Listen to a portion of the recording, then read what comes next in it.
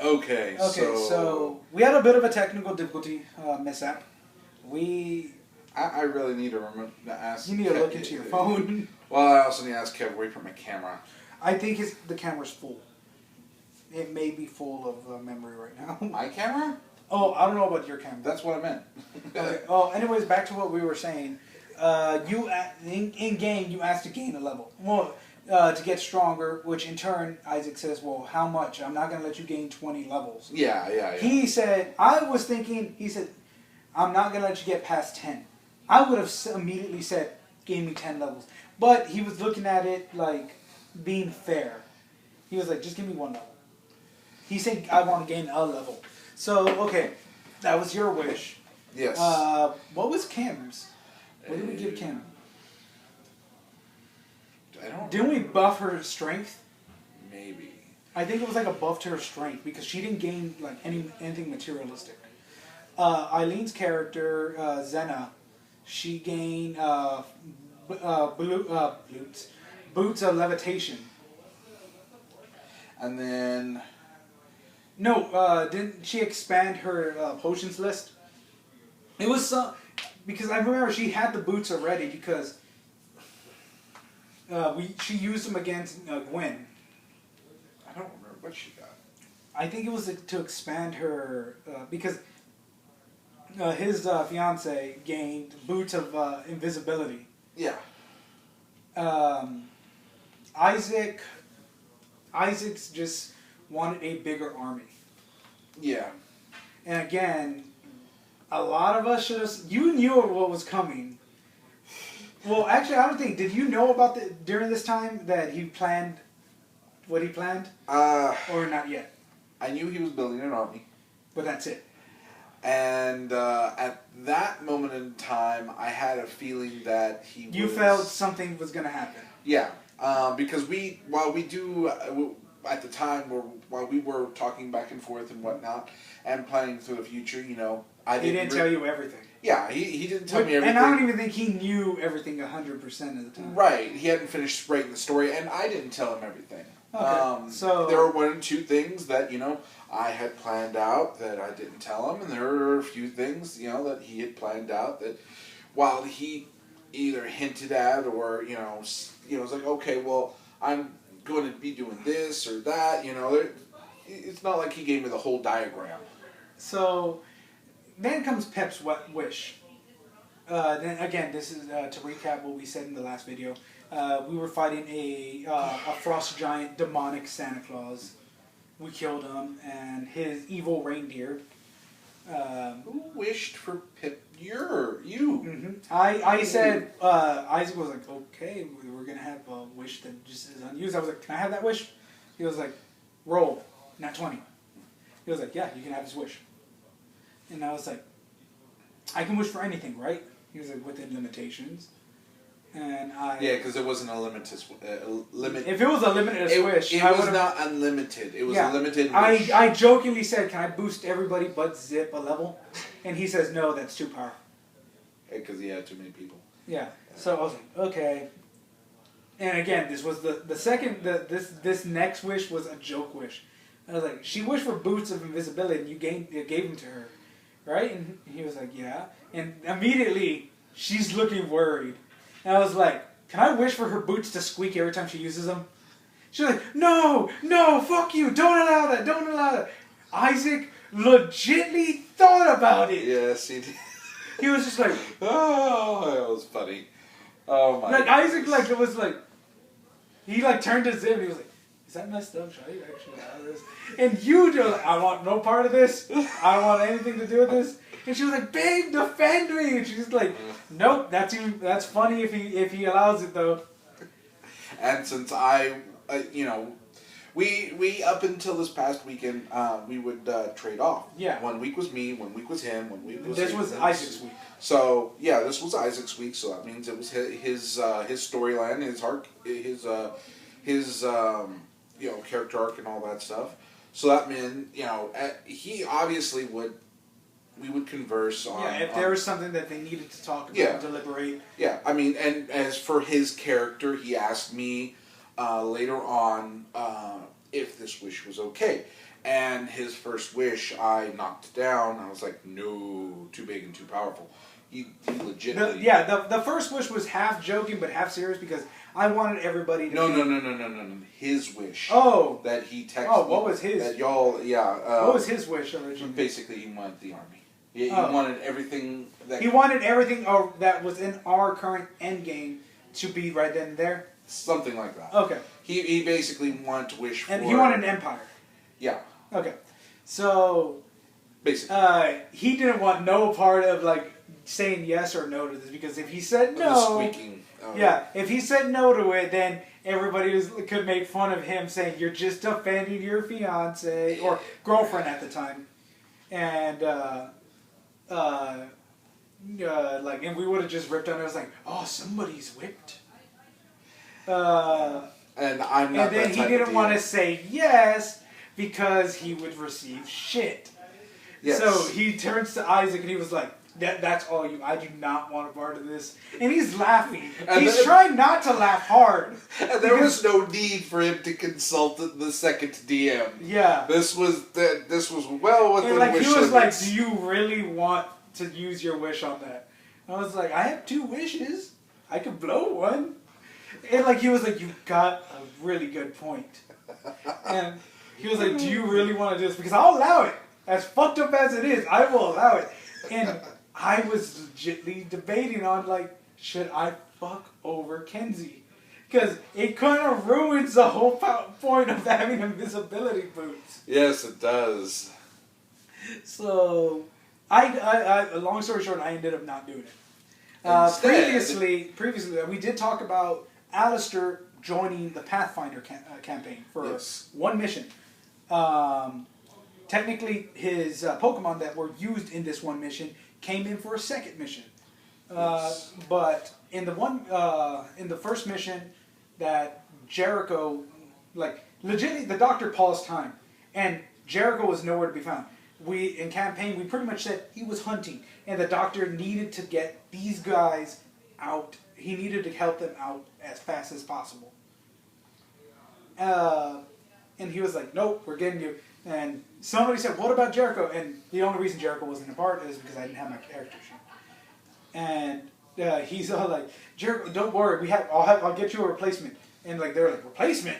What? He was like, come on, hurry, not much time is wasting. Well, technically there is time that we can waste, and this happened back then, but it already happened. He was like, no need, hurry. Did I do a good representation of the Doctor? Basically, yes. In not so many words and in not so straight of a story, but yes. No, but I did the Doctor justice. Did I do him justice? Yes, you did the Doctor justice. Or one of the Doctor's justice. Yes, the one that you represented. At the time. Yes, so... Because the Doctor that appears throughout in my campaigns are... Various Doctors. The 10th Doctor made an appearance, the 12th Doctor... And almost, the fact that we don't know that these Doctors are switching, it's an amalgam. It literally could be all the Doctors fused into one new body that's just for this campaign. I make subtle hints on who it is. On which Doctor it is. And I do know you have hinted at certain... Right. The 4th Doctor is my favorite Doctor, and of course the 4th Doctor has appeared. And I make subtle hints on the fact that the Doctor looks differently and whatnot, but nobody really picks up on it as much, except for probably Eileen, since she's a Whovian. She's also... That tickled me. She is also a very good fan of Doctor Who. So... The 4th Doctor has appeared, the 10th Doctor, the 12th Doctor, the 11th Doctor as well. Yeah. So but nobody really takes notice as into... my character, Jericho refers to him as Old Man. And every time that he doesn't matter who the Doctor is, because the Doctor is ageless. Am I correct? No, he's not ageless. He actually, the 10th Doctor, I believe, is around 900 some odd years old. But I'm talking about age, he doesn't appear what his age is. Actually, no, that's not true. Oh. He actually, his body will age according to... Okay, so who did I call Old Man and got offended? This was the last time we met the Doctor. Oh, the last time you met the Doctor? Because I was like, old man, what are you doing? I think that one was... And he was like, I'm not old. I'm only 900 years young. Yeah, that was the 10th Doctor. And I was just like, that is old. I'm only 26. Like, you know, like... but anyways, flash forward to... I mean, well, not flash forward. Well, I guess you can say flash forward. Or backward. Or backward. Technically, anytime we involve the Doctor. Technically, while so this is... The Doctor flashed forward. We flashed back. Or you guys flashed back to the genocide of the original team. And actually, technically, we stopped... The Doctor stopped off in Kevin's Pokemon universe. Yeah. Picked up your... So, like, in the middle of my character with his love interest... we were celebrating I'll put it that way. We were celebrating a great mission. The Doctor... Alistair is like using the restroom or something. Time freezes over there, and he was like, just become Alistair. Like, get into character. And I was like, what? And he was like, this is after you celebrate. And I'm just like, what do you mean celebrate? He was like, celebrate. Like, he's messaging this to me while he's like DMing. And I'm just like, okay. And he was like, okay, so while you guys are being teleported through the time frame to get to where you need to go, the Doctor stops in Alistair's room. And I'm just like, I was just like, ugh, oh man, I needed to take a piss. And I'm like, who are you? He was like, no time to explain. I was like, why do you look like that other old guy that helps us? The Doctor also appears, and of course Kev takes control of that Doctor. Yes. The Doctor does use Kev. And you even got mad back then when I called him old man too. But like, I was like, why do you look like the other old man that does this? And he was just like, no time to explain. Where are your pants? Why are you pantsless? I was like, why are you in my room? And like, blank, I said her name. I was like, she's under there. Like, and he was like, don't worry, I stopped time. Nobody knows that we're here besides you. And I'm just like, what? He was like, put on pants. You know what? He takes out his sonic screwdriver. I instantly get changed. He was like, take these. You're only allowed to have 2. I don't know which ones these are. I'm like, what the hell? And then he was like, off you go. And just like, I end up like tumbling what looked like a doorway, but I end up tumbling into the new time. He was like, help them. And just leaves. So, yeah, basically, Doctor threw him in the TARDIS, cross dimension. Immediately, like, we didn't even do the whole, like, oh, okay, you're traveling, blah, blah, blah. It was just like, open the door, push, you're out. And dropped him off. So, so that way, you know, he can get in. Everybody is like, why do you, Jericho? And I'm like, I'm not Jericho. I mean, I had a grandfather named Jericho. No, not grandfather, like, I said one of my ancestors' name is Jericho. It'd be like that's when I hinted. Yeah, like, it'd be like great, way back then. It was like great grandfather. I was like, I had an ancestor named Jericho. I'm Alistair. It was like, your last name's Maxis, and I was like, why would it be different? Are you guys Pokemon trainers? Are you guys part of Rick's Hunters? And again, this hinted at to what I said. It's so awesome that Jericho's a ranger who can help animals and can communicate with animals. Fast forward to Alistair's time, like, he is a hunter, which is what the trainers are called in Rick's Academy. And again, we'll explain who Rick is when we get to that video, whenever we do. But it's just, it like, even Zip's character pointed it out, Diana pointed it out, just like, wow, you really are like Jericho. Because I say, both characters, I say things that are on my mind. I don't think before, sometimes I don't think before running into battle or anything like that. But I always look out for who I consider friends and family and loved ones. Whereas my character family lineage is always logical. Yeah. No matter which way the logic may swing. But this was one of the times, even though his entire family lineage is connected to the Doctor. In some way, because you guys are always experienced like crossing paths. Unfortunately, the Zip the First actually died. Mm-hmm. The second through the third, I believe, all lived. I have to re-get it with Isaac on this because I need to write up the lineage. But the second and third didn't have any connection to the Doctor. They were just. But like a good amount of. But no. The fourth, I believe the fourth. If I'm not mistaken, the 11th was very confused, and the 10th the 10th didn't know Jericho. Right. But he was confused when he saw a glimpse of the Doctor, and he was like, "Wait, you?" Yeah, because the 10th has had dealings. Yeah. But you were even confused. It was like, why did he break his own rule? He was like, this is not supposed to happen. Because the general rule is you're not supposed to cross, timelines. But this was something that needed to happen. They needed that extra help. It's kind of hinted, but you guys never specifically stated that having another person would have helped. Yes. So my character is I think Azazel was just like, "Do you have a weapon?" And he was like, "What?"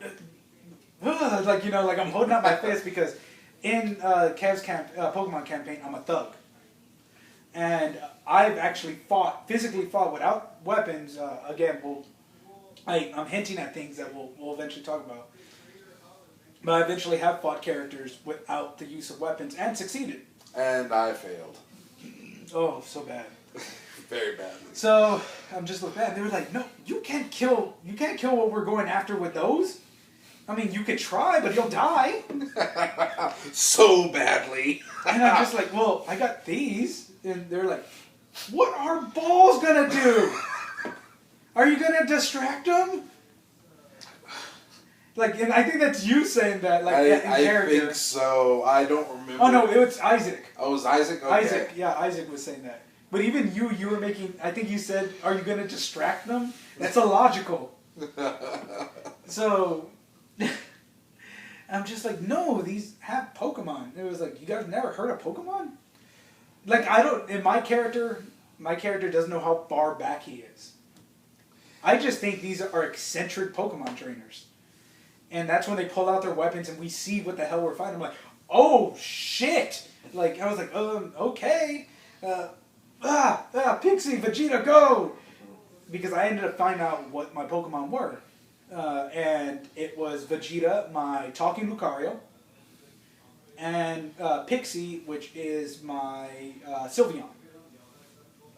And after dabbling with the stats and everything, they figured out how everything would work out. And these ended up being two very powerful summons.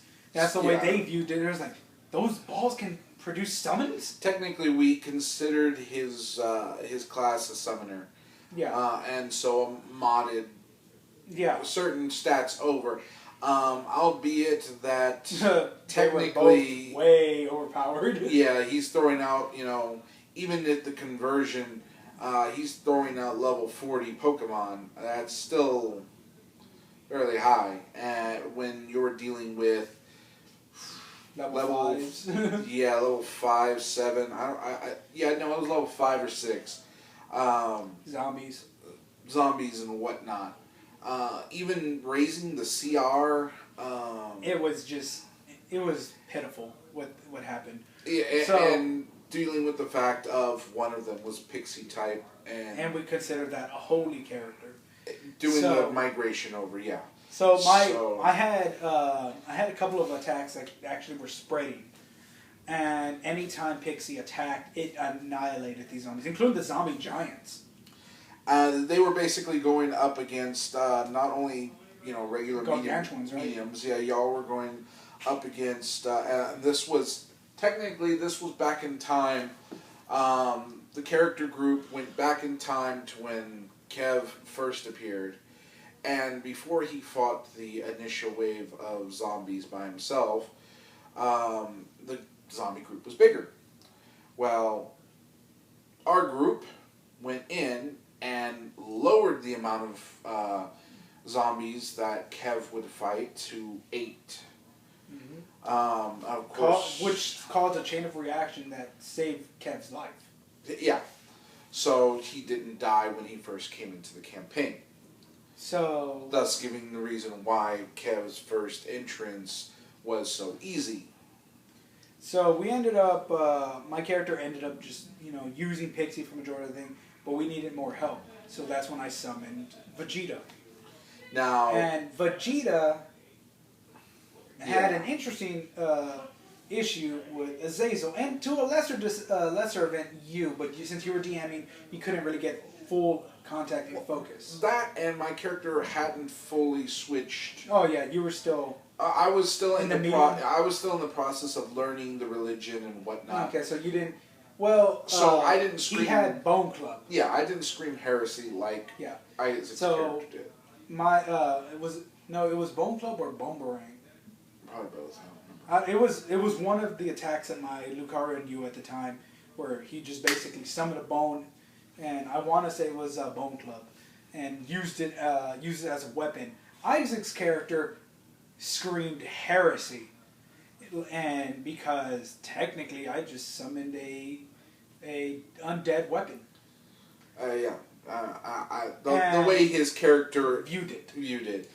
So even though we successfully distinct, he challenged Lucario to a battle and nearly died. He actually probably would have died because yet again level 5 or 6. Yeah, but you shifted it to where Isaac stayed on for 1 hit point. Yeah. And Isaac basically paralyzed Lucario, and I returned him. And I was like, but before he got returned, Vegeta being Vegeta, the reason why I named him Vegeta is because the way that I rolled his nature and his personality type, he was an aggressive asshole that loved to fight. Vegeta. And I was like, huh, you halfling. Like, he referred to him as halfling. So this goes along with the Maxis bloodline not liking him for some reason. Alistair didn't call him a halfling, but Vegeta did. He was like, huh, you halfling. You could only paralyze me when I nearly killed you. Let me rest. And then, like, he gets summoned back. Holy Cat, as Isaac referred to Sylveon. Yes. He loved, and I was just like, well, I'm glad I can help you guys out, but who is this Jericho you keep talking about? I mean, that's like someone way, way deep in my bloodline. And that's when the doctor was like, okay, enough time to talk to you. Come on, we need to get you back to your girlfriend. And then I was like, wait, what? No, I have more questions I need to ask. And then close the door. And of course, take some, backward longs. The very next day, we did the Pokemon campaign. And we talked, like, my character was like, Zip, Jade, I met guys like you, but they weren't like you. And that's when the doctor, like, just shows up holding up a sign. I will punish you if you talk more. Of course, that's Kev DMing the Yeah, doctor. but, like, you told him to do well, that. yeah. Like, otherwise, you would have, like, gone in character and been like, no, to do that. Like, do I have to keep stopping time from you destroying the time zone? I was like, you put me in a different place. Like that's how Alistair does. Like, that's how he reacts. Like, but, like, he allowed this, like, one thing. Like, you can talk about meeting somebody that looked like you, but you can't go deeper into it. You can't even say that you replaced your ancestor. And eventually the doctor did explain to both Alistair and Jericho who they are and all that. And there was, like, a small tender embrace, like, so you're my, like, great-great-great-great-great-great-great-grandfather? He was like, why don't you have a bow and arrow? Like, that was Jericho's reaction, which made me laugh. Because it made me laugh, even though I'm playing both characters. It's because I picture that's what, like, a warrior way back then would say to somebody that uses things to battle. It's like, where's your animal that helps you fight? I was like, oh, you mean these? Someone's off 6. He was like, you must be a great ranger. Just like, I was like, technically I'm a hunter, but, like, it was just like it was like a little moment that Zip allowed me to have interaction with. Like, this was, like, off the campaign. It was just like a little side, like, episode, if you will. But flash forward to when I used my first wish. I was like, I can use my wish for anything. And they both said, yeah. I want to bring back Mina. At the time, I didn't know what her name was. I was like, I want to bring back Pip's wife. And I was like, okay. And I knew Isaac. Isaac had a twinkle in his eye. And I was like, no. I don't want you to monkey paw this shit. And he was like, damn it. And I was like, I want her to be back in the way that Zip remembers her. You mean Pip? Well, Pip, sorry. Pip remembers her. I don't want her to be an undead. I don't want her to be a corpse that can talk. I want her to be alive the way that she was, the way that Pip remembers her. You know, I want her to be waiting for Pip when he gets back. Basically, the Disney version of a genie's wish, as opposed to the regular version of a genie's wish. And I stopped any twisting of anything. Because as I explained earlier, if you're not precise to a DM, depending on if the DM who they are, they will do the regular genie, which is twist your words. Yeah, they'll twist it to where, okay, you wished for a bat. Well, here's your baseball bat. Or here's a giant bat. Oh, I'm sorry, it ate you. It was like, I wish chicks would love me. And he's like, yeah, now baby chickens love you. Yeah. But, you could tell this is one of the rare times somebody got one up on Isaac. He was like, damn it! He was like, okay, fuck it, it'll make the story interesting. And of course, Kev, when he found out, Kev was just like, oh man, you ruined Pip's backstory now. Like, he's supposed to be this suicidal Deadpool character. And I was like, dude, this means you can make another character. He was like, that's right! So Kev ended up loving the wish. My second wish was, because this was after, when we got our wishes, this was after Jericho got to use Lucario and Pixie. Right. Because at this time I had put them in the ranch that we have in the campaign, and again, future time we'll explain more about that. I put them in the ranch, and they were just resting. The doctor went to Rick, and he says, hey, I need these two Pokemon, specific Pokemon, hold up a picture. I need these two specific Pokemon.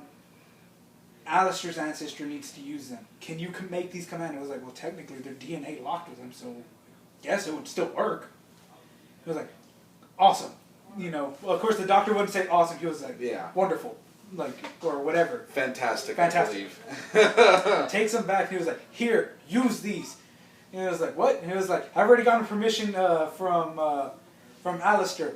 And somehow, even though he didn't talk to Alistair, he got a note, and I'm assuming it was from another timeline, like way in the future, because that's how the doctor works. If he doesn't have time to meet somebody at that moment, he jumps to the future and is like, I need you to help me out with something.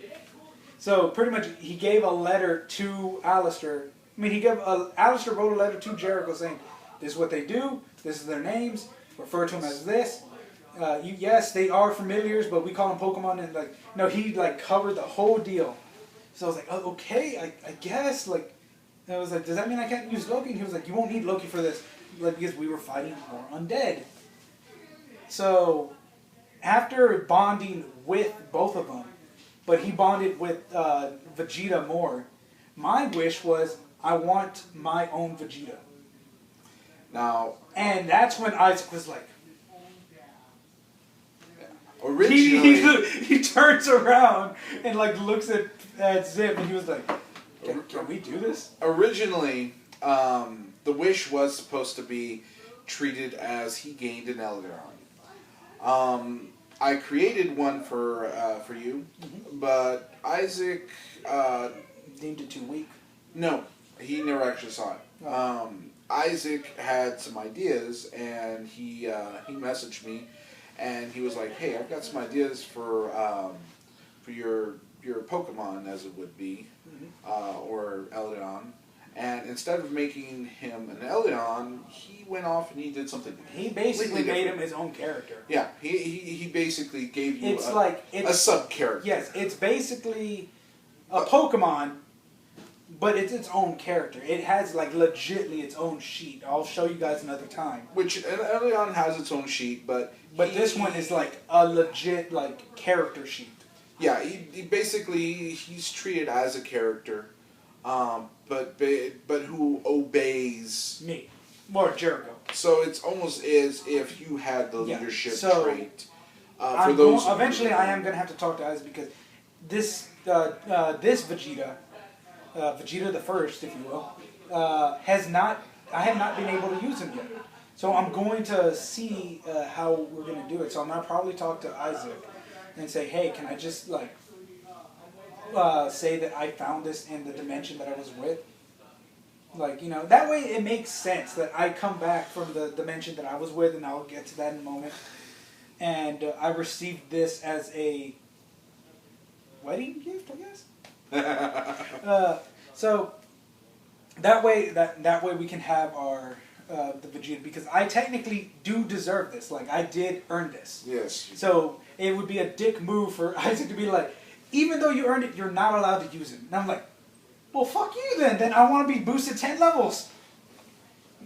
Honestly, he wouldn't do that. I know, but I'm just saying, like if you were to take away Vegeta, I'd be like, okay, then I want to be boosted 10 levels. You said no more. You said no more than 15. Now, can you imagine? Like, he would be like, fuck.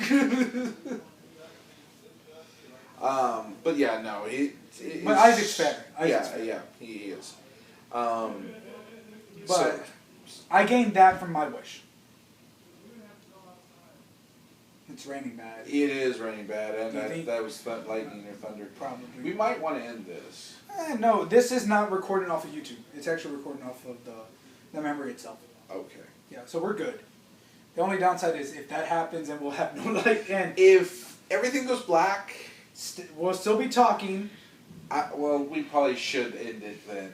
Well, I mean, I could just go get my phone and we can just like use the flashlight. But I got what you're saying. But I mean, technically, we've gone on for. This would be an hour and a half at this point. Yeah. Which I don't mind. Neither do I. More content, more. This is like a good story too. It is a good story to talk about, and it might give other DMs out there ideas to make their multiverse. Their game fun. And yeah, I mean, we do acknowledge the multiverse in our D&D campaigns. Both Kevin and myself, and Isaac to a lesser degree. Yeah, he doesn't really like. Not as much, but he allows it. Yeah, he doesn't like the Doctor and the way things are treated, but at the same time, he gets along with him. Yeah, he goes with the flow. Mainly because it does benefit him on a couple of things. So throughout this entire campaign, unknowingly to everybody, but like out of character and in character, Jericho is noticing Azazel is doing a lot more for himself than he is for the group. We eventually end up going on to the Stargate ship. Okay, so in Pathfinder, there are a few books that deal with alien species. Yeah. And they also deal with starships and whatnot. Not many people know this. Well, not many people as in the layman. Yeah. But there are spaceships in there. And there is technology, as in for like lasers and whatnot, force fields, armor suits, robots. They're just more on the uncommon used level. Yeah. Most people don't use it when they come into Pathfinder. Exactly. So what I did for a story arc is I went ahead and I incorporated it. And it was a pretty fun storyline. So yeah, it started off real slow because we didn't know what we were doing. And so basically, what it was is yes, I basically made it more of the Stargate type universe. But we ended up taking on xenomorphs, or xenomorph-like creatures. I would say imagine Alien. Yeah, the xenomorph. movie. Yeah. So that's the species. But there was actual creatures in that Stargate. Well, actually, no. There's an actual creature that is in Pathfinder that y'all fought. So it was a Pathfinder version of the xenomorph. Yeah. Okay, so we ended up taking on those creatures, and we ended up killing them all and scaring off anything else. Yeah. You killed 2 queens. A bunch of soldiers. Yeah, a bunch of babies. Yeah, the face huggers, as most people call So them. babies, younglings, soldiers, and 2 queens. Yes. And we killed a variety of. We killed both queens. We killed some soldiers. We killed a shitload of younglings. No, babies, and then like 1 or 2 younglings. Yeah. So we ended up taking over the ship, pretty much, bringing it back to Gotham. And Isaac's character says, okay, so a couple of days passed by. Just so you guys know, they already anchored the ship to above this. And again, outside of the campaign, I didn't say anything because I was like, okay, maybe I'm just being paranoid. Inside campaign, I'm just like, something about this is uneasy. Half and half is making me feel uneasy. And it was the same in, of course, my part. My character has done 1 or 2 things to that ship. Mm-hmm. And he was trying his best to keep an eye on certain things because he had a feeling as it would be as well. So, but everybody else is just going along with it. Of course, Eileen knows a lot. Like, not to the degree that you know outside of the campaign. I'm talking about this. About what's going on, because being her boyfriend is the DM, he'll tell her certain things, but kind of like, again, the unwritten rule of DMs, she's not allowed to say anything. Well, I wouldn't say she's not allowed. Anything plot-wise. She's not going to break the game for us, ruin it. Yeah, she knows things, but she plays along like she doesn't, and she doesn't even hint at it when we're playing. Like it's like she wipes her mind before playing, which is pretty good. So this was the this was the second to last of till the penultimate. So the very next time we met, we ended up being told by Azazel, who by this time he's incorporated orcs, various sizes and strengths and classes. We have guard towers. We've amassed money. We've gained so many powerful weapons. We also have a founded, technically, city. Yeah, we have the potential to technologically advance ourselves, and of course that bit us in the ass. What I'm about to say. Yeah. Azazel says he's in his war room, and he says to his servants, "Bring my team to me," which is really weird because Azazel probably would not be like that. And so we end up saying, I'm like, okay, what do we need? Half and half. What do you need? And of course, he glares at me, but he was like, but he tells everybody, he was like, I sent some scouts out. Never told us how many. And that plays a big role. Yes, it does. And none of us ever thought to ask. And my character and myself assumed like maybe 10 people. You know, that's a lot for scouting, but at the same time, 2 back up each other, you can spread them out in a good amount of time. I mean, a good amount of area, but nobody bothered to ask. We ended up going to a new town called Cheddarburg. Again, that was just Isaac just kind of like half-assing the name, which I still found awesome because we made a bunch of cheese puns later. Now, at this point, he has, which this happened last weekend, at this point, he is the sole DM now. No, you still had one more thing. Well, but it was a I had a cameo. It was a very small cameo DM for Zip. Only because, well, we'll say why. So we ended up going to, going over there. We ended up finding out that, timber wolves are for some reason in this area. Me being a ranger and me knowing animals, I'm like, that's impossible. And my character being from the area already knows that that's impossible also. Right. And we thought this bartender who was giving us information, he's lying, he's hiding something.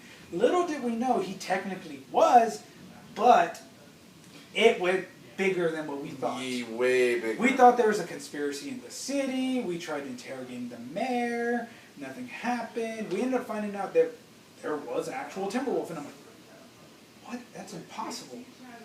So Loki ends up sniffing it. We end up finding another one of these wolves that attacked.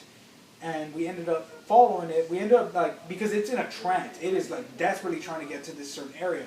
We ended up having it lead it there. We ended up, taking it down where it needs to go. And we find a tomb full of vampiric drow elves. That was well timed. But we ended up finding a tomb full of vampiric drow elves. This is where he will take on. But I will say one thing. When the ultimate decision that he will start talking about happened, nature called for me at the worst possible time, apparently. At the worst possible time for my character.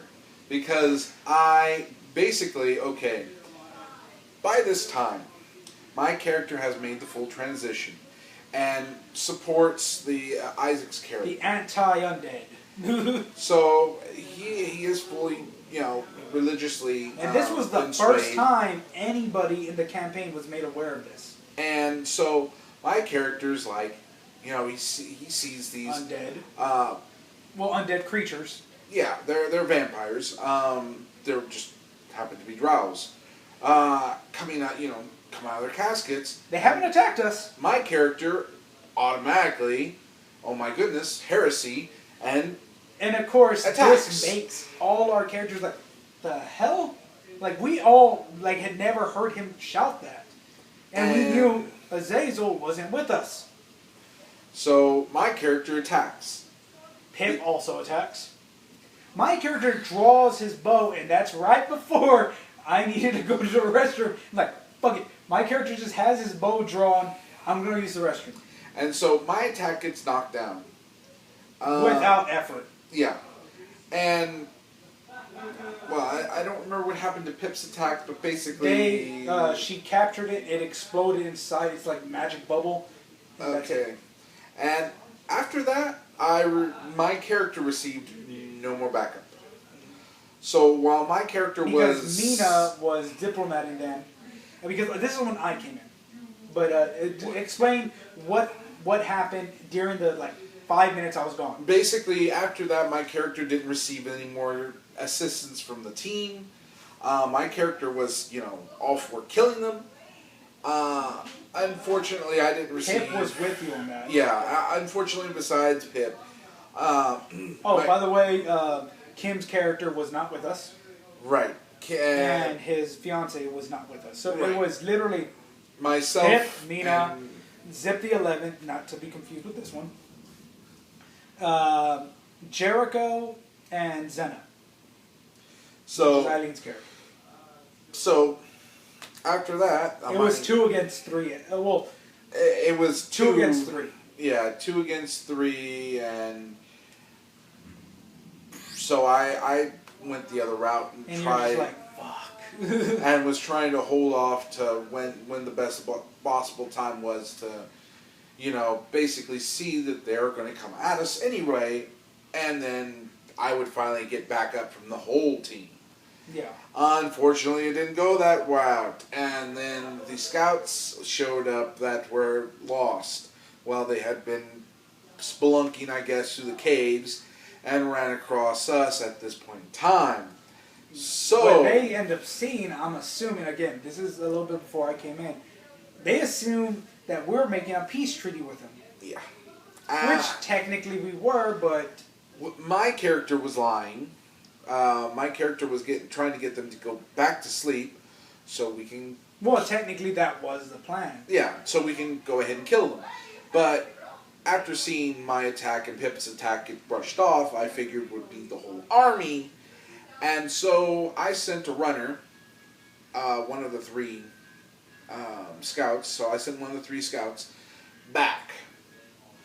And that's where I goofed. I shouldn't have done that, honestly. So this is when I come in. That's when I hear Mina, Kev playing Mina, say, sleep for another millennia.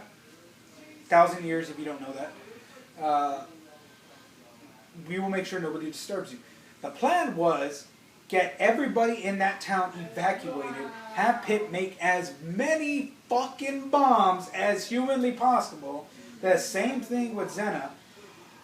And then blow that shit to sky high. If there's any survivors from those vampiric drow elves, have the army and us take care of them. Unfortunately, Isaac's character has gone full on religious zealot. Right, by this time. And we did not know this. And we end up, so this is where your character said, I'm taking the scouts, I'm going. And Loki ends up going with them. I booked it. Yeah. My character booked it back. To try to explain yourself. To raise the army to come back. But which was also another bad decision on my part. yeah. So apparently, according to Isaac, there was 4 ways that this could have gone. He said the way that this went is the way that he knew it was going to go.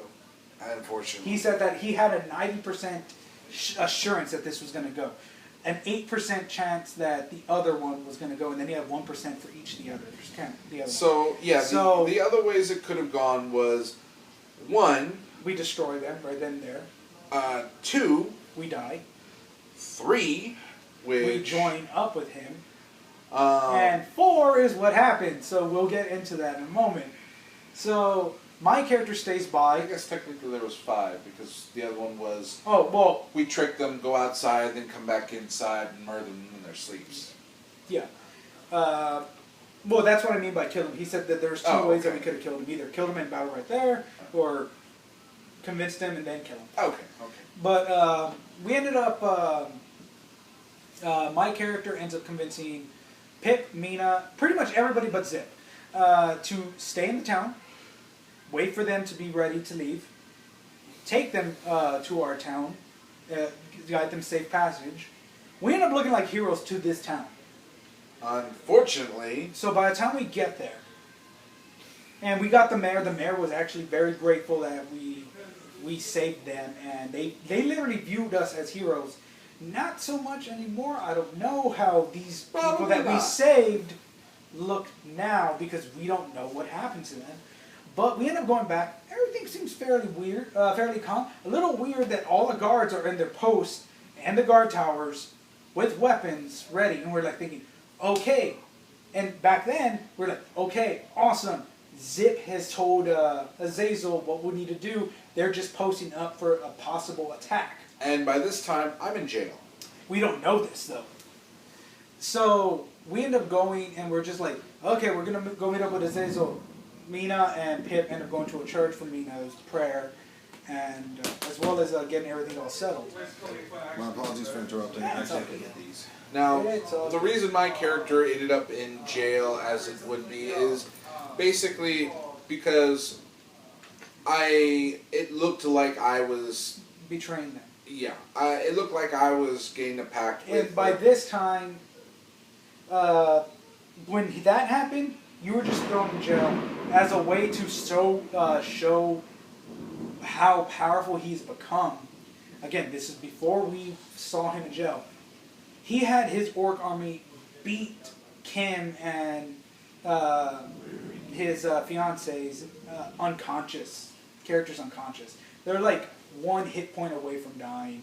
Like, they are just badly damaged. And this was like in mob movies, it was like, send him a sign. Of course, we didn't know about this. We get there, and they end up doing that. Pip and Mina have no idea what the hell's going on. Like, nothing weird out of the ordinary. Me and Eileen's character, who I would probably say up until Gwen, may or may not. Like, it looked like our characters were growing closer by the way that we interact. And and this is just me talking out of character because I love role plays and I love storyline. If it wasn't for what I ended up doing with Gwen, I could have possibly foresaw maybe like a subtle romance between them two. But that's just going on as a what if scenario, because at this point me and Eileen's character had grown fairly close, like protecting each other, and at this point we were like more or less like the leader of the new group, and she was like the first in command of event. But this was just for this moment. Like, we ended up we were like, okay, let's go tell Azazel what we need to do, what we should do, and if Zip told him. Azazel's war room is trashed. His prayer room, trashed. We're like, oh shit, what happened? And we need to go to Zip. Yeah, and him trashing, basically he was pissed. Oh, man. The fact that it looked like I betrayed him. I didn't die trying to kill the vampires. I didn't... And again, we end up finding all this out in a moment. Yeah, I didn't think about going back in after they'd gone to sleep and killing them in their sleep, which is my own fault. Yep. So since none of that happened, and since it looked like we ended up making deals with vampires and the religion whole thing, he didn't look upon the fact of we put them back to sleep For a reason. And had planned on bringing the whole army. So we ended up going to Zip's room, but it's locked. Yeah. You know, I use a strength check, I kick down the door. Zip's room's cleaned out. Like, everything. And at this point, one of two things crossed both mine and Eileen's heads, and we did confirm this in a, like, you know, private chat between me and her. It was like, shit. Did they kill? Is Zip dead? Because at this point, you haven't said a word. Like, you know, you've been talking to Isaac, and we just assumed that one of two things happened. Either Zip died, or Zip betrayed us and joined with Azazel. Because moments after we kicked open that note, you're like, oh shit, something doesn't seem right. It was like, I run to my room. She follows me. All my shit's been cleared out. I cannot find Loki. We run to her room. All her stuff, except for this corpse that she experiments on, has been cleared out. That's when his guards show up. They're like, put your hands up, put your hands in the air. We're like, what? Our commander wishes to speak with you. They never referred to him as Azazel. They had never at all referred to him as Azazel. And that's one of the things I never picked up on. And I was like, what? And I was like, and they end up they hold weapons towards us. They're like, give us your weapons, give us everything you have, and come with us. Like, fuck, there's nothing we can do. Now, of course, you have to look at it this way. Basically, he built... Again, this was something we did not know. Right. So and this is basically to the point of story arc type yes. thing. He had been building this empire from day one. They're getting Kim's stuff, and I guess they're dropping her off. Yeah, Kim actually came over, not only just to hang out, but do laundry. Anyway, we digress. So basically... Same thing happens to Pip and Mina, but just not as extreme. Right. They do take all of Pip's stuff. He did have some hidden bombs, though. Same thing with Eileen's character. She had in her breast, and that was her words, she had a small vial of bull strength.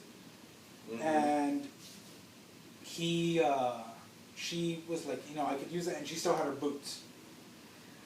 They end up escorting us to this giant monument of his god and temple built. And he's in there in brand new attire, and he's demanding, he's reading a scripture from the Bible. Well, his Bible. Oh yeah, there you go. Stating, those who befriend the undead and leave them to breathe betray the gods above. Like something along those lines. Like going like real religious, like to the point where I applauded him on this.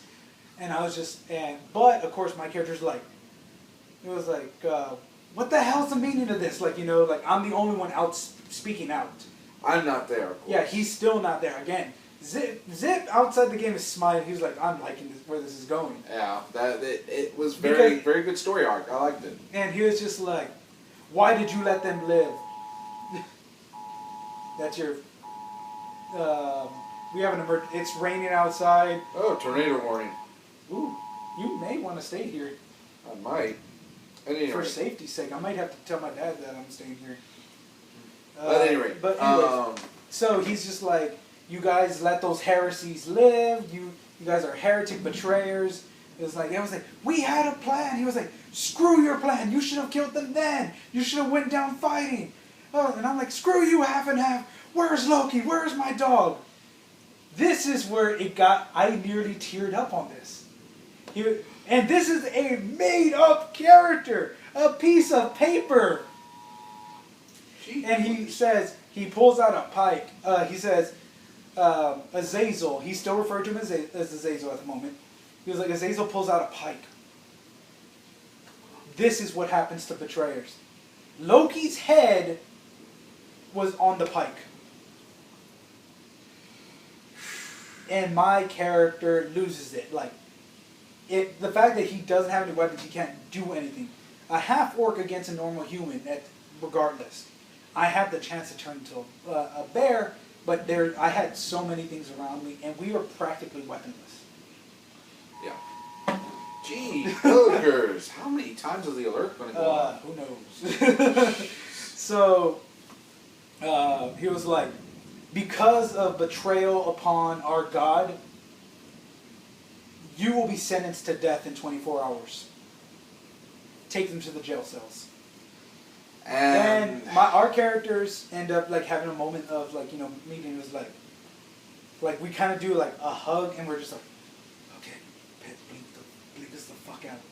And that's when Isaac was like, it was like, roll perceptions, guys. What? Roll perceptions. We all roll. Me and Eileen end up failing enough to where we see there's a shitload of guards there, but we don't notice what we're standing on. Mina and Pip do, and they are rune stones as a floor pattern leading to our jail cell. They stop Pip from dimension hopping with his blink ability. It's not so much that they stop him, is that... It happens, but it destroys the item. Oh, yeah. Basically, he would have been stuck. Yeah, pretty much wherever we would teleport. And it's not a different town. It's a legit different dimension. We will be stuck there. I.e., Isaac would still win. Yeah. I couldn't do anything because I have the least amount of armor next to Mina. But Mina actually has, and being a monk, she can heal herself. Right. And unfortunately, your character is built and designed to use your dog as an addition. Yes. Yeah, as an assistant. And again, this is before I had control over Lucario. I've yet to receive it yet. Eileen didn't have any of her bombs, but she could get away using her boots of levitation. Pip had a couple of bombs stored away. But Isaac had everything planned out. So we end up being escorted out of the church. And we see, in his words, 100 yards of soldiers. And that was perfect. In a row, aiming crossbows and bows and arrows at us. There's some on the roof in towers pointing at us. Meaning, he prepared for any of us to do anything. And even later on, he did state how he planned to kill every one of us. Yeah. And I even explained how I thought we were all going to go. What I was planning to do is I was planning to pull a Pip, and I was like, give me the bull strength. I was like, I'm literally going to use entanglement, steal one of their bows and arrows, shoot as many as I can because I'm proficient with bows and arrows.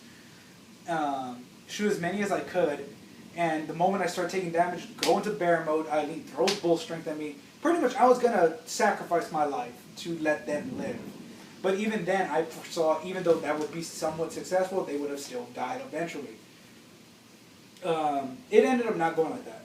We end up getting taken to jail, so we see a broken you, and not physically broken, a religious, mentally broken, like will broken, not mentally. Will, yes. A will broken Zip. Because I had fully converted over, and you were betrayed by your brethren. And Isaac's statements that his character made towards me basically broke my will because I went against my religion. Mm-hmm. And so we see him in the corner. We see a badly beaten Diana, and I cannot remember Kenzie's I don't remember him either. But we see his fiance's character both badly beaten, and we're like, what the hell happened? Like, Sid, why aren't you doing anything? He's just like that. He doesn't say anything. I'm broken. Yeah, so Pip's just like, well, guys, I think I can break us out. And that's when Isaac's character comes in. He was like, try, go ahead. You know what, I want you to knock on these walls. Triple titanium. He had used he was like, try to pick the lock, I want you to. It is a digital lock. He used the technology from the ship. Honestly, that was my invention. And I applaud you, but I'm using in character. Yeah. He used the technology from the ship to fuck us over. And honestly, that was brilliant on your part. Yeah, well, because at the time when Kev started to try and pick it, Isaac had handed it off to me. Yeah. And he went to... Yeah. And this is where he had the little cameo of taking over. The doctor ends up being us. Yeah, my last instance as a DM for this campaign as I currently know it. So... Doctor ends up meeting us, but he's on the outside of the bars. And he was like, go ahead. Yeah, I basically, they hear the TARDIS, it pops in, but it's on the outside. And there are reasons why it popped in on the outside. One of them being the ruins. Those ruins had a possibility of messing with the TARDIS. And so the Doctor pops into the window. What are you all doing in here? You guys are the heroes. And so the Doctor comes back around and breaks us out. Uses the sonic screwdriver, gets the cage open. Stops time for a little bit. Yeah. And...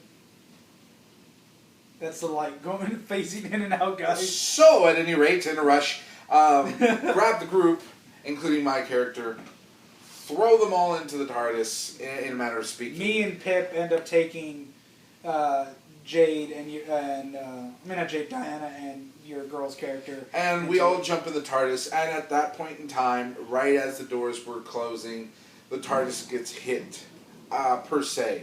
It got hit with, I believe it was a catapult. Catapults. And he's freaked out. He was like, rocks? Really? Rocks from catapults? And, of course, there's nobody at the console because they're just barely getting into the TARDIS. Everything's going all wibbly-wobbly. And so the TARDIS does have many self-defense mechanisms. One of them being that, described in Doctor Who, that it will basically leave. It'll go forward or backwards in time. So, it'll circle the planet in defense or something like that. So basically, luckily, everybody was in the TARDIS, but since nobody's over there at the console, the TARDIS takes it upon itself and dematerializes. So we end up leaving there.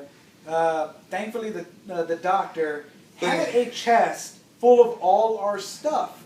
But it was from a different time. Basically, the Doctor acquired all this stuff way in the future. As artifacts. As artifacts. Which was our current gear. To find out that it was all of our swords, armor, etc., etc. Kim and his girlfriend, his fiance's characters were in the healing bay, and they only healed for a little bit of time. So they're not critically injured, but they still need time to rest. And so by the time that we go into the next campaign, they'll be up and ready.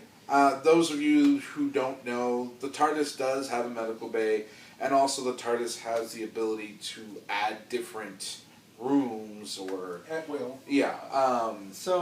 As needed. So everything is like all messed up, like we're losing control. We end up getting control, but we got flung 15 years into the future. And the Doctor's like, okay, this is the last time I can help you. I'm messing with...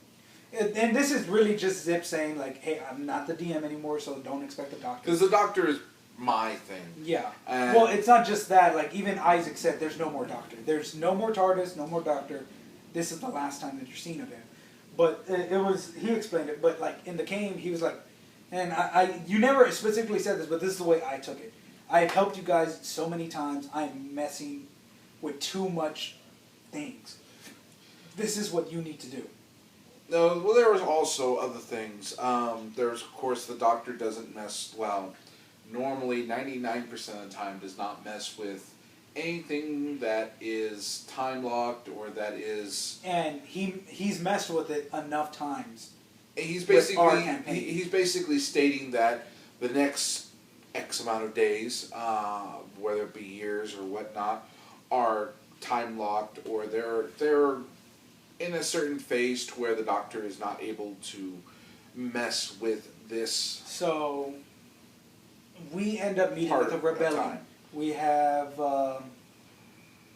we meet a rat warrior by the name of Gorgonzola. That was his name, remember? Oh yeah. Which is Isaac's. He's the new hero.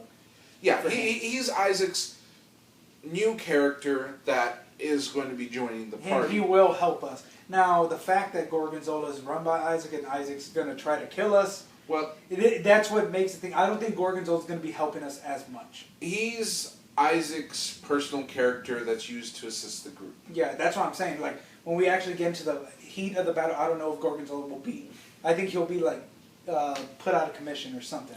It depends on how he runs. I doubt it. Yeah, usually, both Isaac and myself, if we do keep characters in campaigns, we'll use them, but we'll make sure that they don't make any pivotal. Yeah, that's what I'm trying to get at. Or we'll use them to help the group along in the story arc. So we end up doing that. We end up dealing with that crap.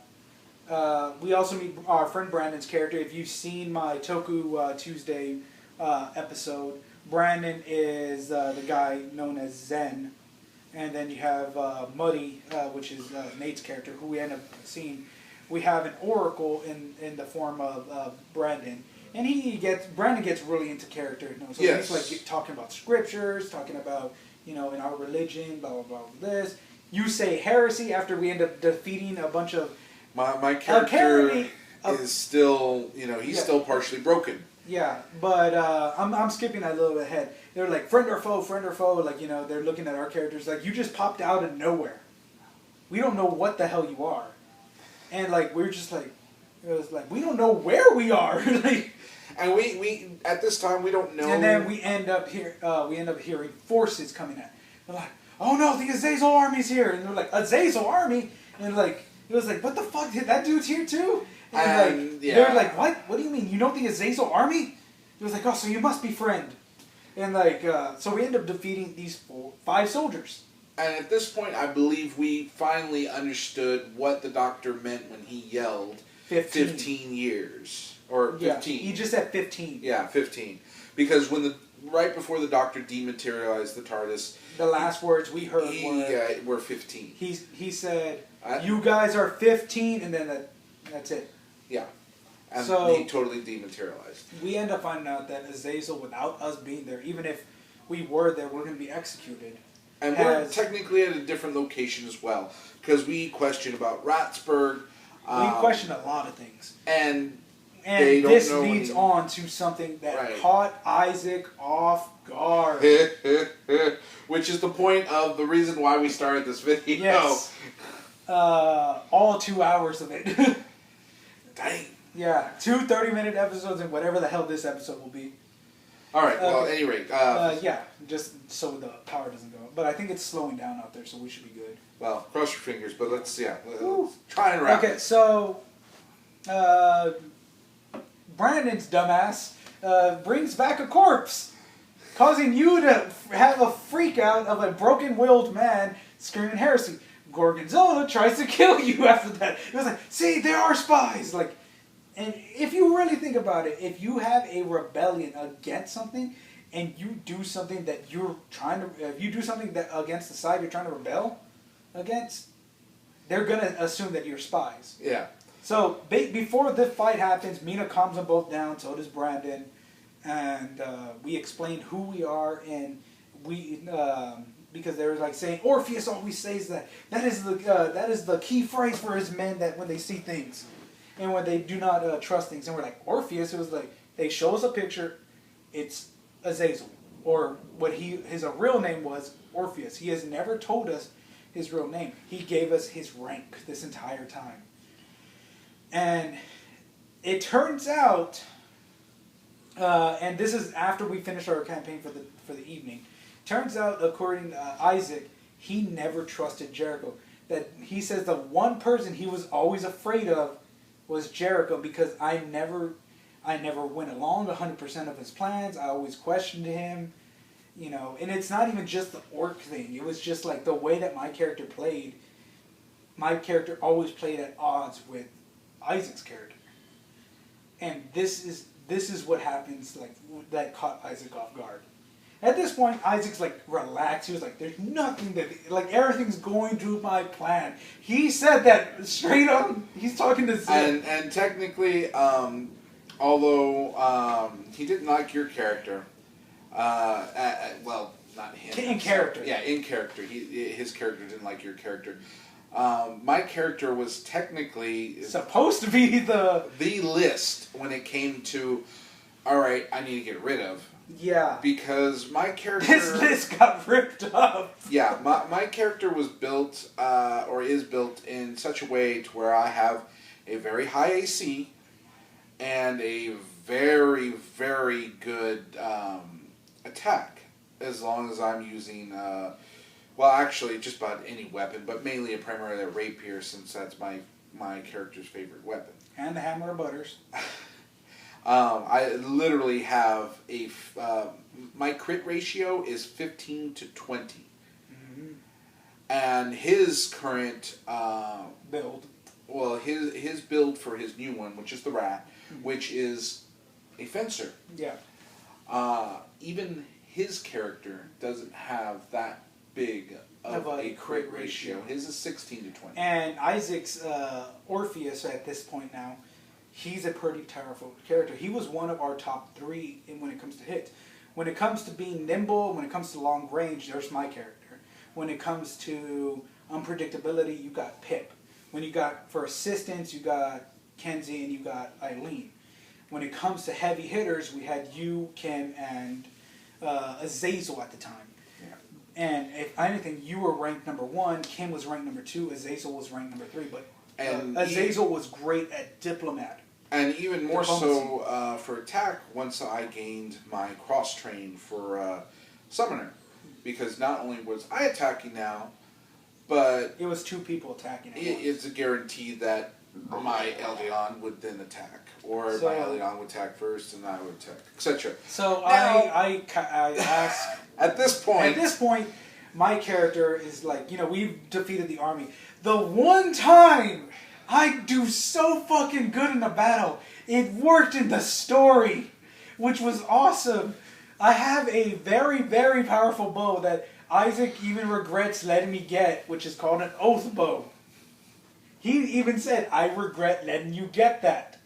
All my character needs to do is swear an oath that I'm going to do something, whether it's injure or kill a certain character with it, and it gets a bonus. Nice. So, my character takes out, and we're like damaging. I see and we did not know, he would describe the weapons at first as crossbows without arrows or strings. They ended up being flintlock pistols. I was very glad to hear that they were flintlock pistols because I thought that lasers? Yeah. So he didn't go too powerful. So we're dealing with gunpowder at this point, and he did say later on we're not allowed to have any gunslingers. And anytime we try to pick him up, because he heard my character, and he immediately changed. I didn't think he didn't expect me to pick up a weapon. Yeah.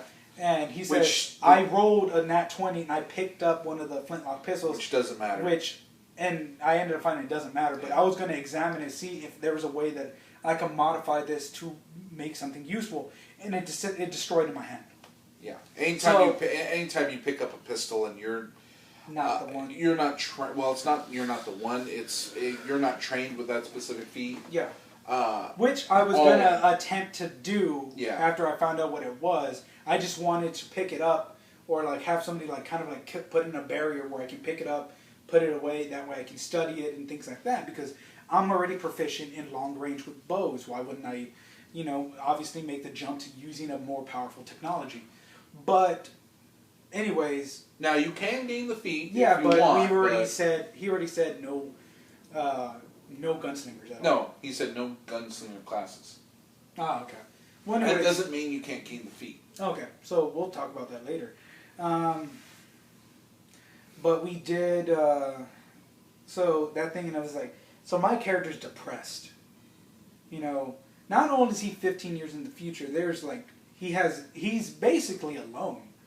Again, if I had decided to go, if I had thought about, because I thought about the whole Xena Jericho romance way after, I did way after we had stopped playing and all that, and I was just like, oh man, that could have been a good idea.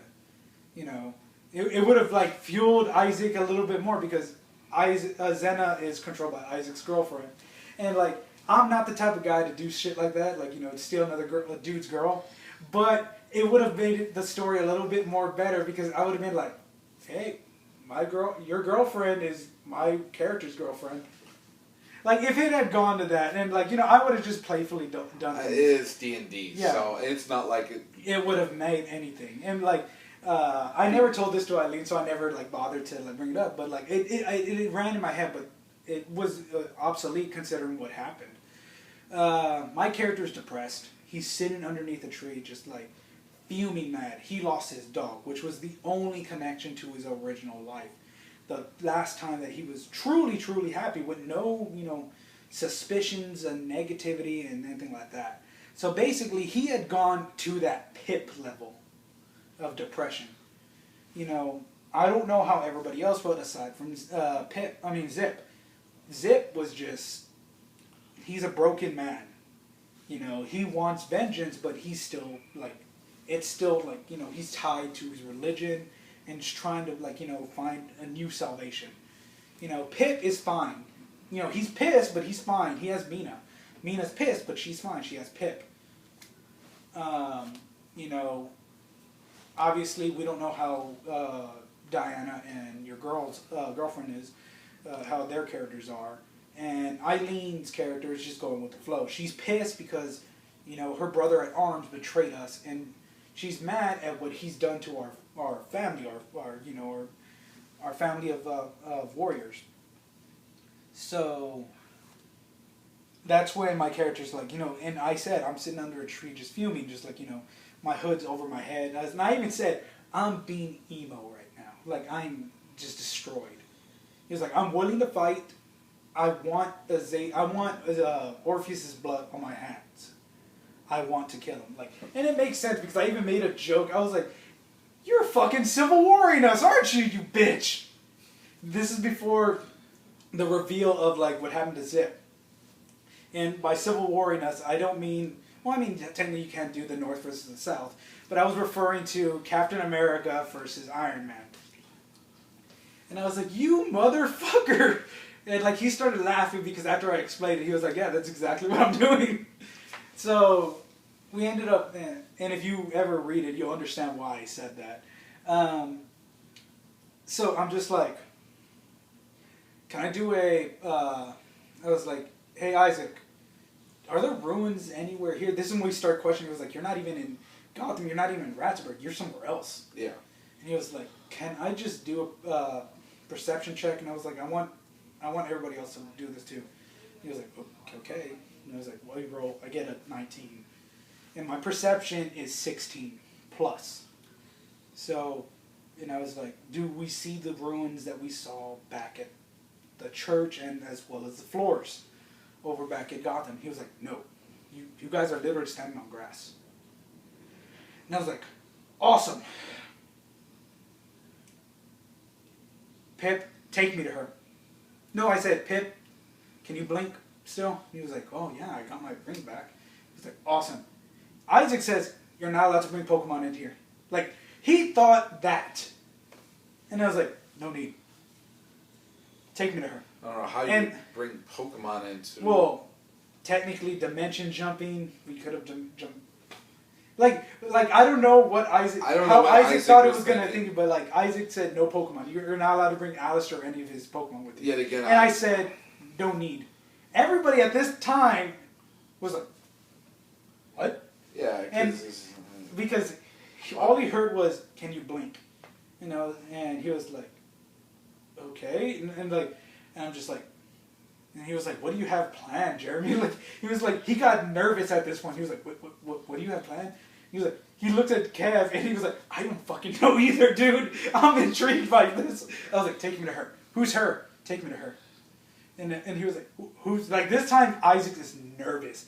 This, take me to her, caught him off his game. He was talking to you, back turned. He's like, yeah, you can do that. Like, what? Yeah. That's how bad it was. And her refers to Gwen. We never killed Gwen. I never forgot that we never killed Gwen. I always knew she was still technically alive. Bored off her ass, asleep, whatever in that dimension. And I'm just like, he was like, can you take me to that shadow dimension? And he was like, I guess, but why? I was like, I need to talk to Gwen. He was like, big titty, bitch. Like, And then that's when like everybody else but Mina heard that. He was like, wait, what? And I was like, just take me. He was like, okay. Just we end up poofing. And we're just like, oi, Gwen! And like, he was like, you guys are in a different place than she is. Technically, you're still in the same dimension because he explained what the shadow dimension is. He was like, you just have to roll a high. Will, I do not live up to my fucking name for once of failed fortitude. And that just doesn't mean I failed my fortitude, but I failed a lot of things. I'm fucking rolling high numbers again. And he was like, all you need to do is just have a high enough will and you can will anything in that dimension. Within reason. So like if you want to get to her, you can just will a door. If you want to reach her, you can will a staircase. And that's what ends up happening. I will to her. I roll a high enough will. I open up, a door appears to me. I open up. We're in the same area. But she is floating like 2 stories high. And she's not responding to anything I'm saying. So I'm just like, fuck, if there's only like stairs I can reach her. Roll. 19. Fuck. Go ahead. And I'm just like, hey, wake up. And she was like, go away. It was like, you come back after 15 years. I don't even want to kill you. Like, you know, I'm just like, it's me. And she opens up her eyes and she was like, still, 15 years and you finally visit me? I was like, no, you age pretty good too. And I was like, it's only been like a couple of months. It was like, we just traveled 15 years into the future. She was like, what? And like, you know, not like in that exact manner, but she was like, whatever. And I was like, how would you like to, like, you know, she's like slowly moving away, just floating. I was like, how would you like to kill the guy that called you heretic abomination? And that was Isaac also. That was Isaac also. He was like, no! And all this time, it's literally just me rolling. And Isaac is just like trying his damnedest like not to fail a roll, and he keeps failing. So it's going according to me. I'm just like, how'd you like to team up with us? Your enemy is my enemy. And I said, the enemy of my enemy is my friend. Help us, just kill him. She was like, give me a week.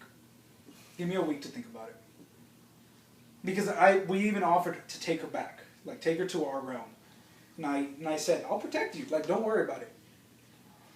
She was like, give me a week. And I was like, we can't have a week. We need you now. And she was like, well, then, never mind. And that's when I said something that threw everybody off. Like, everybody was like, whoa, what the fuck? I pulled probably the ballsiest move. I admit that you did. You did, yes. And I got a nat 20 on this, too. So, so I ended up saying to Gwen, I was like, I'll pledge my life to you. She was like, excuse me? I was like, you always, and this comes back all the way to when I first met Gwen. The flirtatious attitude we had between each other, the acknowledgement of my strength, there was a general mutual attraction between us. And I said, I will give you my life. I will let you turn me. I will become your slave, whatever you want. But you've always did say you wanted a person to rule by your side, a king, if you will. And I was like, why not me? And I was like, I will give you what you want if you help us. Give me 3 days. And she was like, and I'm like, what? And no, she was like, not you, him. Come back in 3 days. I'm like, what? And she was like, you're mine. And then like literally bites me. And then that's when Pip was like, attaboy! Motorboat them titties! And then leaves. So 3 days in-game pass throughout this entire adventure. And all these things end up like, you know, happening. That's when Nate's character ends up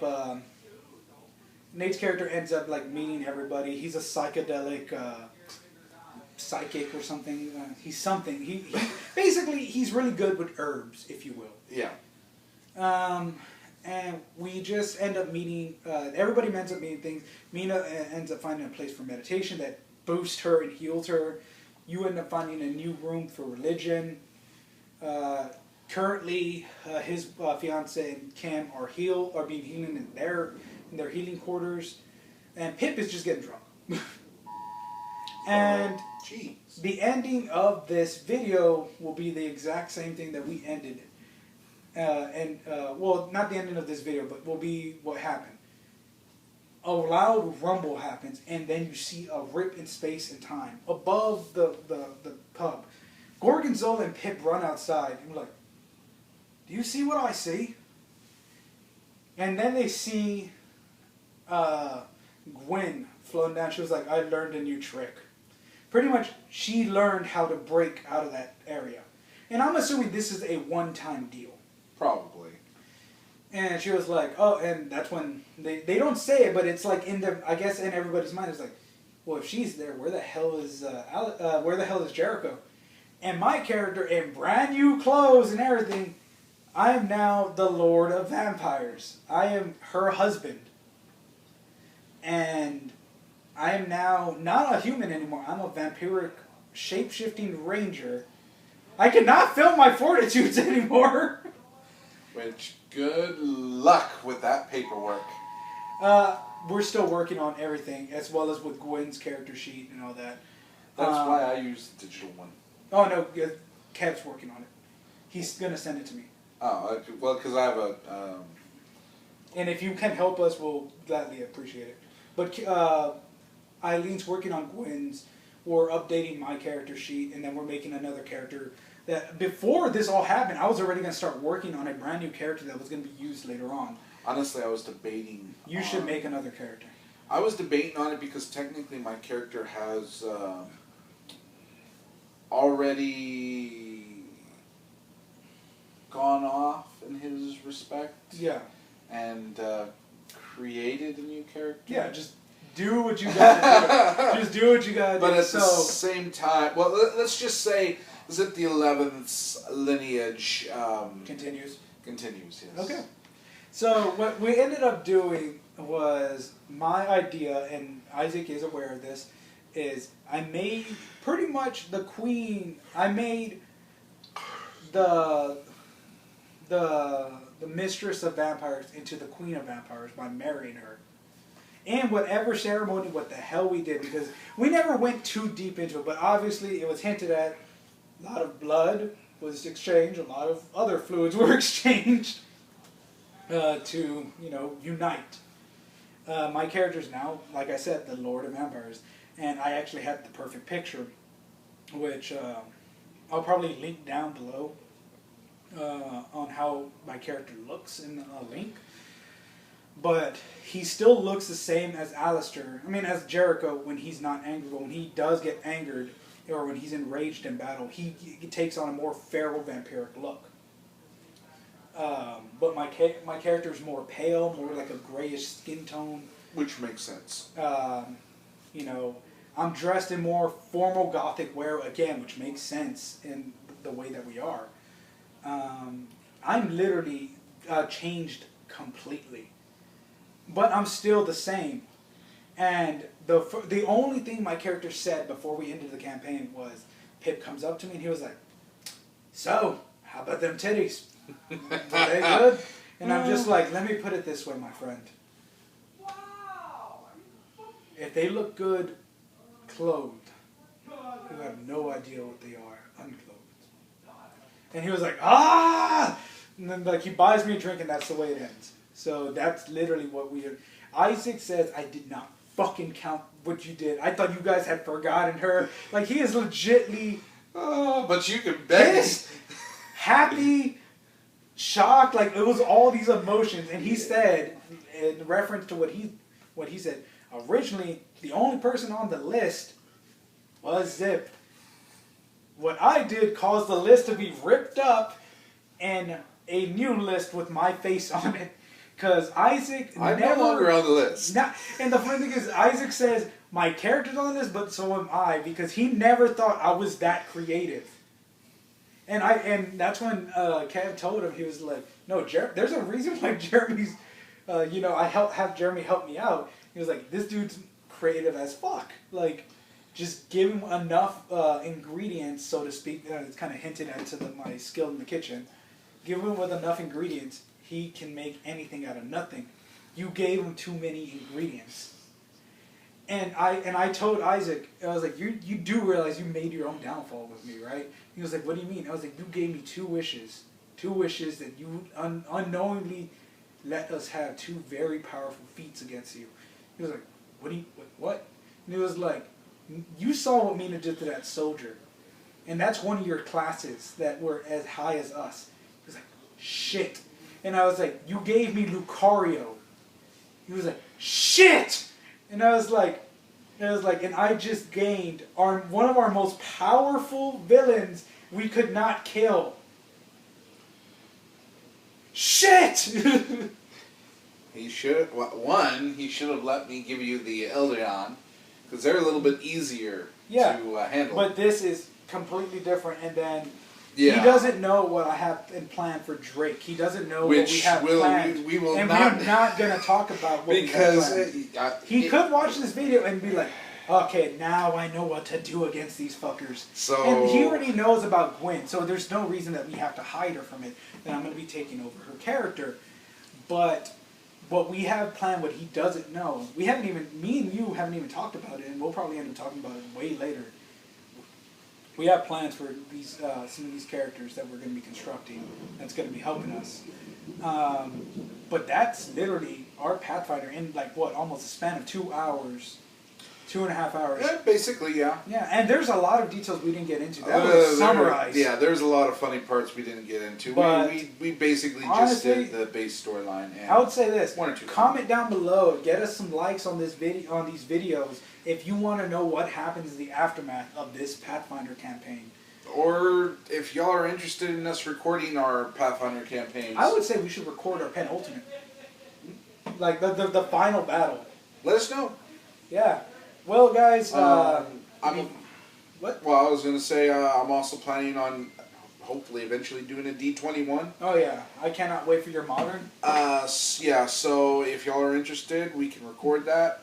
But we will bring videos like this where we talk about campaigns. Like there's some campaigns I want to talk about that I've been a part of in my past. I mean, we can also do these as little side videos for me and you to talk, have other people in this. That is true. I mean, I have done, I actually did do a practice run, well, it wasn't supposed to be a practice one, but it pretty much was, of my D20 Modern campaign, so I have a baseline on starting that. But this is interesting. This Pathfinder campaign is interesting. And honestly, I do not know what we're going to call this campaign, but I do want to give it like an epic ass story title. But literally, it's the anti-undead, which is Isaac's crucible. Well, it's going to be harder for us to level now that we've leveled. So, but things have gotten real interesting because the fact that Isaac did not expect undead to be helping us. And that's going to be very difficult for you, even though you have you're still in that in-between stage. It's going to be very difficult for Gorgonzola as well as everybody else. It all depends on a few things, mainly on, for my character, how long we basically are in the city or in this. Yeah, and I feel like we're going to be there for a while. But yeah, guys, it's been real. I mean, I would hate to continue. I would love to continue this, but we've been going on for about 2.5 hours. Yeah. The two videos that he's gonna upload, the one video I'm uploading right now. This has been Fortitude. Z1P. Yeah, guys. In our nerdy opinion, play some D&D. Peace.